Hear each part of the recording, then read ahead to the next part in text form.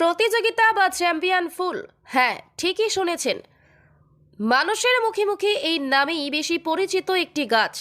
সাধারণভাবে এই ফুল দেখলে খুবই আকর্ষণীয় তো বটেই, যারাই গাছ তৈরি করে ফুল ফোটাতে পারে খোঁজ করে সেই গাছ দেখতে যায় মানুষ। দারুণ আকর্ষণের দিক থেকেই সহজে প্রতিযোগিতা মঞ্চীয় এই গাছ একেবারে হিট।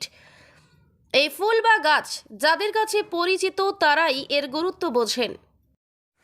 এই গাছটা হচ্ছে ক্লান্থাস। এই বীজ থেকে মানে টবে সার খাবার মাটি দিয়ে ডাইরেক্ট পুঁতলে গাছটা ভালো হয়। একে পট চেঞ্জ করলে শিকড় কেটে গিয়ে গাছ মারা যায়। একে রাখার ঠিক মতো ওইটা মেনটেন যে না করলে গাছ রাখতে পারবে না। খুব সূক্ষ্ম গাছ, খুব সূক্ষ্ম গাছ, শেকড়টাও সূক্ষ্ম এবং এর প্রতি এতই লক্ষ্য রাখতে হয়। গরম ওয়েদার হলে পাতায় তো মারাত্মক রেড মাইন লেগে যায়, আবার বৃষ্টির জল পেলে এই গোড়া পচে যায়। একে সেট করে রাখতে হয় বৃষ্টি আসলে, যাতে বৃষ্টির জল গাছের গায়ে না পড়ে। এটা কি সহজ? হ্যাঁ, এই গাছ সহজেই আকর্ষণ করে এবং এর এই মেনটেন্যান্সটা ওইটাই, যে ভালো মেনটেন করতে পারবে। বাইরে থেকে যারা চারা কিনে নিয়ে এসে লাগাচ্ছে, হয়তো 10টায় 2টো বাঁচবে, 8টা মারা যাবে, রাখতে পারে। এই গাছের বিষয়ে অনেক অভিজ্ঞতা সঞ্চয় হলে তবেই এই গাছ সে করতে পারবে। কঠোর পরিশ্রম করে গাছ লাগিয়ে মনে তৃপ্তি হয় যখন সেসব গাছে রং বেরঙের ফুল ফোটে।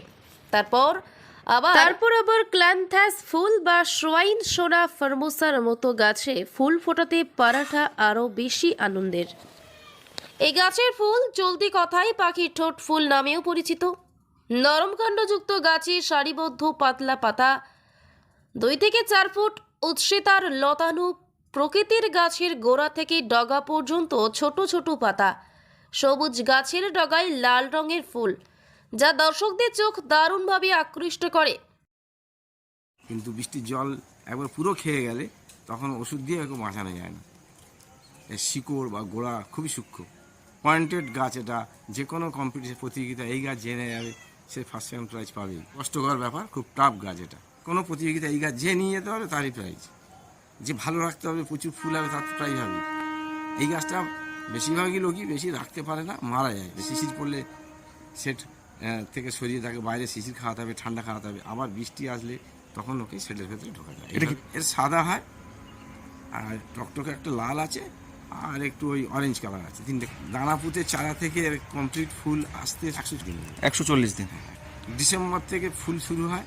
ডিসেম্বর, জানুয়ারি, ফেব্রুয়ারি, মার্চ, এপ্রিলে আস্তে আস্তে এপ্রিলে গরম পড়ে গেলে এই গাছের মেয়াদ আস্তে আস্তে শেষ হয়ে যায়। এই গাছকে ভালোভাবে তৈরি করে গাছ ভর্তি ফুল দেখাতে গেলে এর নিয়ম হচ্ছে, এই গাছের বীজ কিনে এনে ভিজিয়ে মাটিতে মাটি দিয়ে একবার বীজ পুঁতে দেওয়া করে পাপড়ি লাল, এই ফুলের মাঝের অংশ ভিন্ন রঙের হয়ে থাকে, দেখতে অসম্ভব সুন্দর, চোখ জড়িয়ে যাবার মতো। হাওড়া থেকে রাকেশ মাইতির রিপোর্ট, লোকাল 18 বাংলা।